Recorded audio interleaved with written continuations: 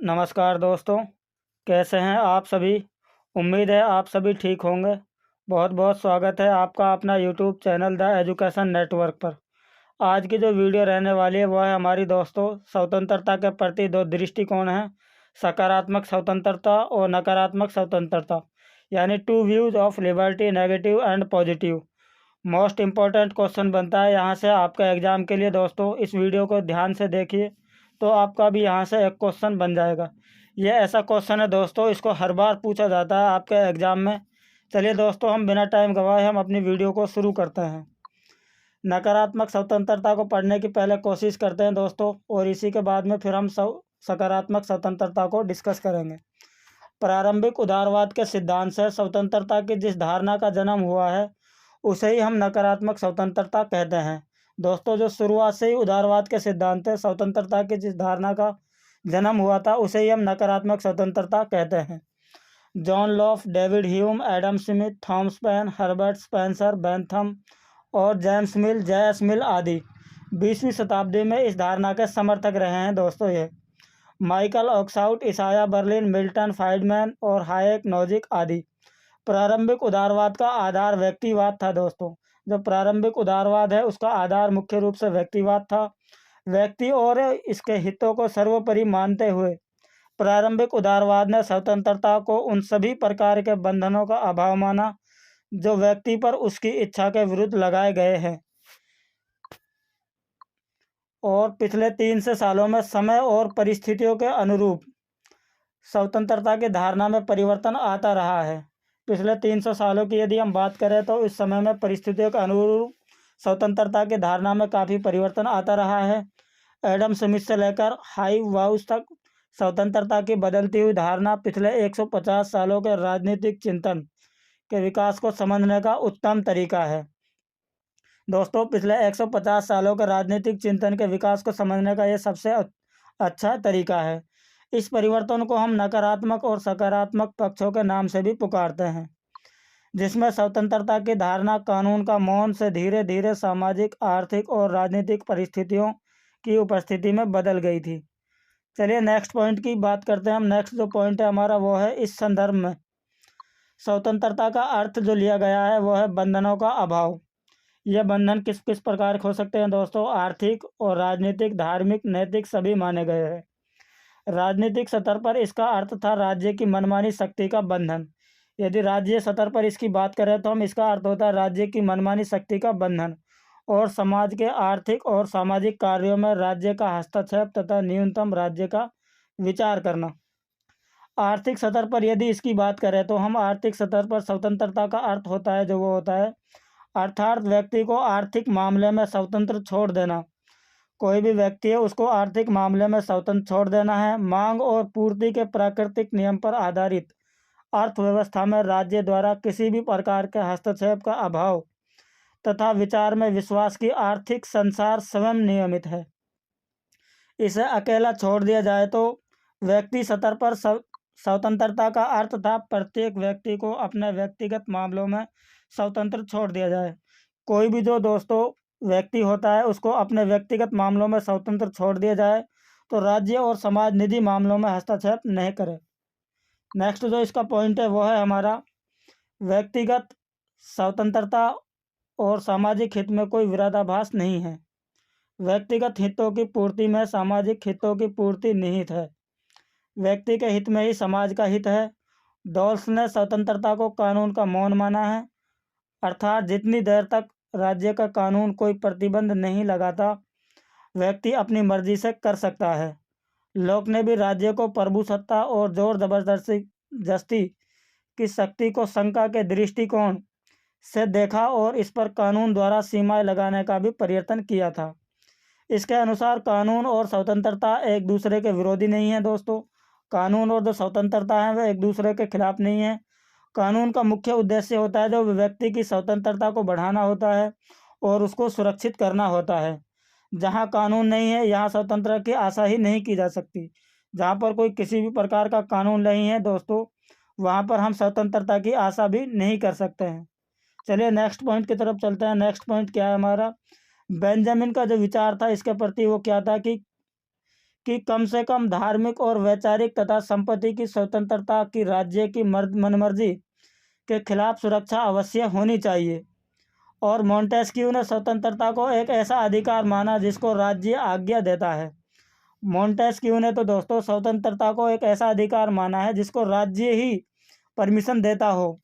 और यहाँ एक बात ध्यान देने वाली ये भी है कि 18वीं और 19वीं शताब्दी में जब स्वतंत्रता को कानून के माध्यम से सुरक्षित करने पर बल दिया जा रहा था, तो उस समय कानून की भूमिका अपेक्षाकृत सीमित थी।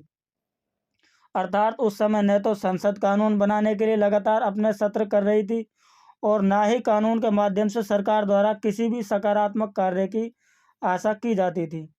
संसद समाज के संपत्तिशाली वर्ग की विपत्ति थी, जिसकी आम लोगों को दैनिक जीवन में किसी भी प्रकार के हस्तक्षेप में कोई रुचि नहीं थी। नकारात्मक स्वतंत्रता पर कई लेखकों ने अपने अपने विचार दिए, परंतु इसकी स्पष्ट अभिव्यक्ति हमें जैस मिल के विचारों से मिलती है। जैस मिल का भी दोस्तों स्वतंत्रता के ऊपर काफ़ी योगदान रहा है और यहाँ से भी आपका इम्पोर्टेंट क्वेश्चन बनता है आपके एग्ज़ाम के लिए। हमने पहले जैस मिल के ऊपर भी वीडियो बनाई हुई है, यदि आप लोगों ने वो वीडियो नहीं देखी है तो उस वीडियो को देखना न भूलिए। चलिए नेक्स्ट पॉइंट की तरफ चलते हैं। नेक्स्ट पॉइंट क्या है, नकारात्मक स्वतंत्रता की विशेषताएं क्या हैं, यानी कैरेक्टरिस्टिक ऑफ नेगेटिव लिबर्टी। नकारात्मक स्वतंत्रता की धारणा प्रारंभिक उदारवाद के व्यक्ति, सामाजिक और राज्य के प्रति मौलिक दार्शनिक विचारों पर आधारित है। यह व्यक्ति की व्यक्तिगत इच्छा और उसकी बौद्धिकता और मूलभूत इकाई में विश्वास करती है। प्रत्येक व्यक्ति अपना भला जानता है और कर भी सकता है। कोई भी व्यक्ति है वो अपना भला जानता है और वह अपना भला भी कर सकता है। अपने व्यक्तिगत विकास के लिए वह उन मनमर्जी की सत्ताओं से स्वतंत्र चाहता है जो उसकी इच्छा के विरुद्ध काम कर सकती हैं। दोस्तों, नकारात्मक धारणा स्वतंत्र को व्यक्ति और उसके व्यक्तित्व तक सीमित रखती है। जो नकारात्मक धारणा की स्वतंत्रता है वह व्यक्ति को व्यक्तित्व तक ही सीमित रखती हैं तथा समाज और राज्य को व्यक्ति की स्वतंत्रता का शत्रु यानी दुश्मन मानती हैं। इस सिद्धांत के समर्थक हस्तक्षेप को जोर जबरदस्ती मानते हैं। चलिए नेक्स्ट पॉइंट की तरफ चलते हैं। नेक्स्ट पॉइंट क्या है हमारा, स्वतंत्रता का अर्थ क्या है और इसके बंधनों का अभाव। स्वतंत्रता किससे, फ्रीडम फॉर्म ने एक स्वतंत्रता किसके लिए, फ्रीडम टू होप्स ने स्वतंत्रता को कानून का मौन माना है। होप्स ने तो दोस्तों स्वतंत्रता को कानून का मौन माना है और बर्लिन ने इसे जोर जबरदस्ती का अभाव माना है और फ्राइडमैन इसे राज्य, समाज और अन्य नागरिक द्वारा व्यक्ति के साथ साथ जोर जबरदस्ती का अभाव मानते हैं। एक अन्य लेखक इसे सामाजिक और कानूनी बाधाओं का अभाव मानता है।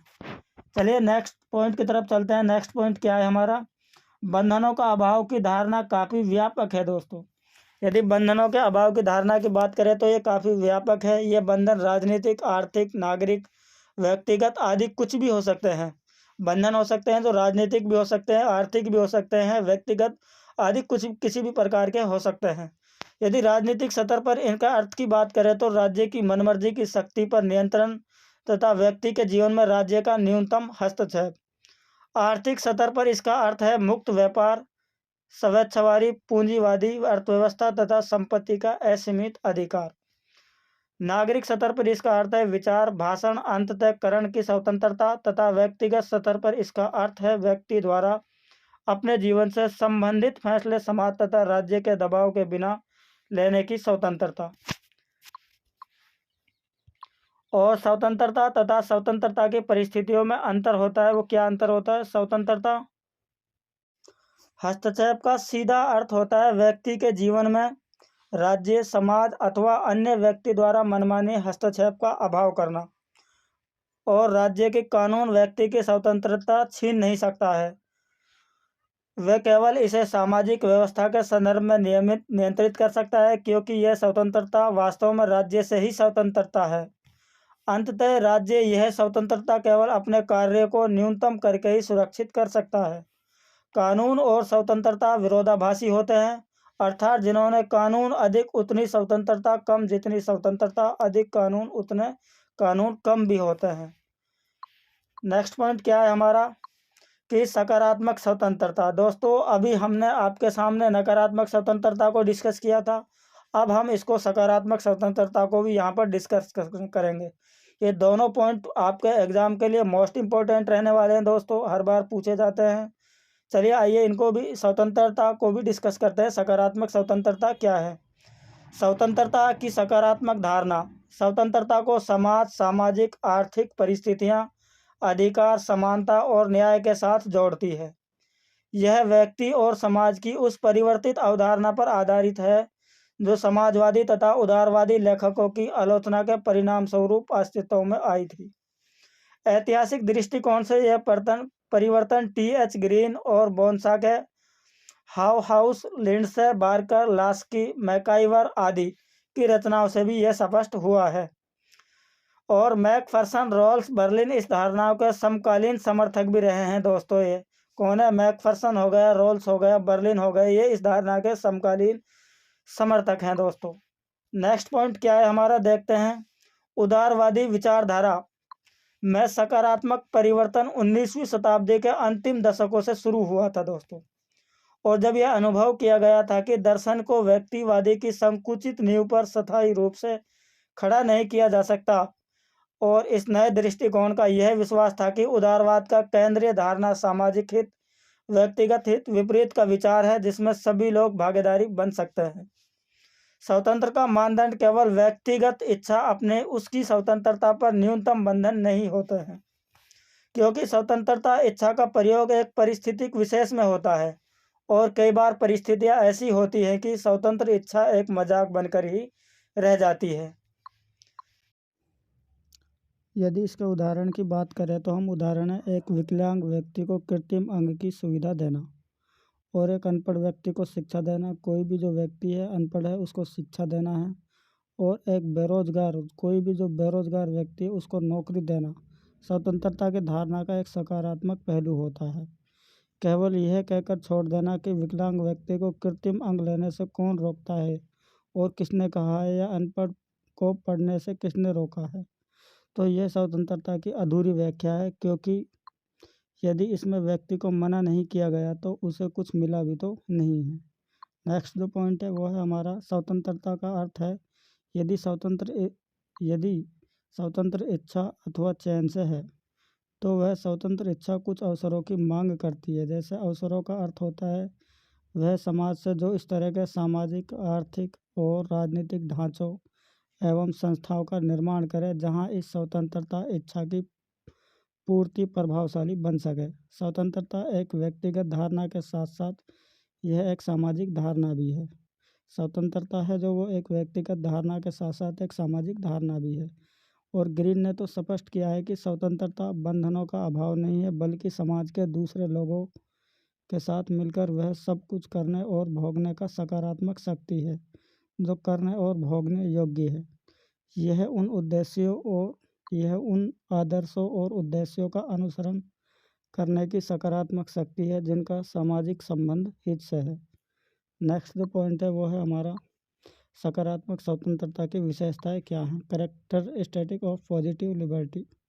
स्वतंत्रता व्यक्ति की भौतिक और नैतिक विकास की आवश्यक शर्तें हैं, जैसे कि समकालीन संदर्भ में यह बंधनों का अभाव न होकर उन सामाजिक आर्थिक परिस्थितियों की उपस्थिति है जिनके अभाव में व्यक्ति के व्यक्तित्व का विकास नहीं हो सकता, और सभी प्रकार के बंधन बुरे नहीं होते हैं। सकारात्मक स्वतंत्रता का विचार है कि सामाजिक आवश्यकता के अनुरूप कुछ बंधन स्वतंत्रता के विरोधी न होकर उसको गारंटी देते हैं।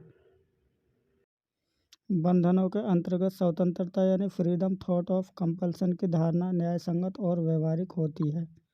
लास्की के अनुसार तो स्वतंत्रता गलत तरीके के बंधन हटाकर सही तरीके के बंधन लगाना है, और सामाजिक और कल्याणकारी कानून केवल इसी संदर्भ में ही उचित ठहराए जा सकते हैं।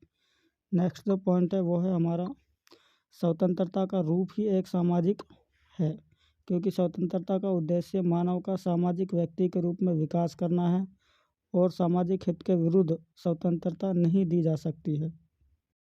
सकारात्मक स्वतंत्रता का यह दृढ़ विश्वास है कि बिना समानता के वह विशेष बिना संतोषजनक आर्थिक समानता है और स्वतंत्र संभव नहीं है। केवल समानता ही स्वतंत्रता का सकारात्मक रूप देती है। स्वतंत्रता का एक अन्य शर्त है कि अधिकारियों की उपस्थिति। इसी तरह स्वतंत्रता न्याय और नैतिकता से भी जुड़ी हुई है। राज्य स्वतंत्रता का शत्रु न होकर इसके विकास का महत्वपूर्ण साधन है। राज्य का कार्य व्यक्ति को अकेला छोड़ना नहीं है, बल्कि सकारात्मक कार्यों से वह अवसर और सुविधाएं जुटाना है जिनसे स्वतंत्रता प्राप्त हो सके।